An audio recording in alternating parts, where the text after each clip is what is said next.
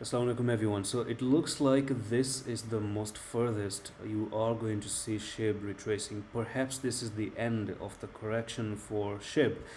Previously you're trying to print in a flag here on the daily time frame, and then you took it out, you came to the technical target. Alright, fair enough. Okay, here it is. This was your little bit of a symmetrical triangle. So what happened in this symmetrical triangle is you popped down and you came down to the target right there, and you are now finding another support level, which is actually this right over here. It's actually safe to say that SHIB is making a new support right here. I think it's more visible on the 4-hour time frame, so we're going to check that out. Right, here it is. One touch here, move up. One touch nearly there, move up. One touch here, move up.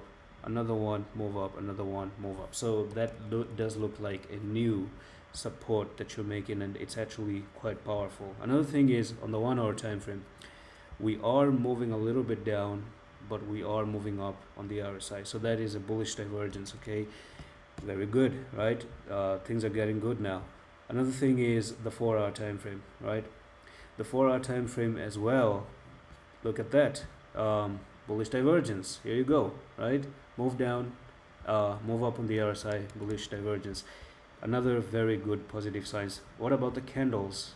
Here you go, morning stars and whatever you have. Okay, green doji, sorry, the red, the doji, the green. This is actually a morning star, and right on the support level, that's actually another very good sign. On the daily time frame, okay, on the daily time frame, I am talking about the good signs, but the market can snap at any time and all of this goes out the window, but maybe it won't happen like that. Another thing is, this is not very good, but you're actually trying to stay, maybe if you do push back up again today to 2905, then you are going to be above the 10 and the 20 one more time, and you may see SHIB actually start to move back up from here.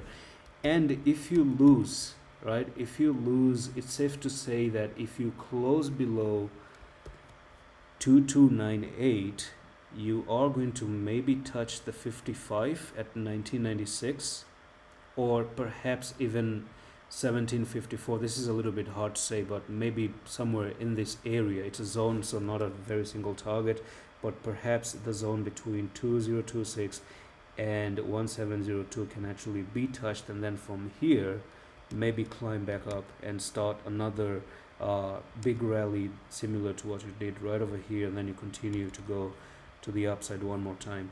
And that's it for this video. I'm going to see you in the next one. I love this.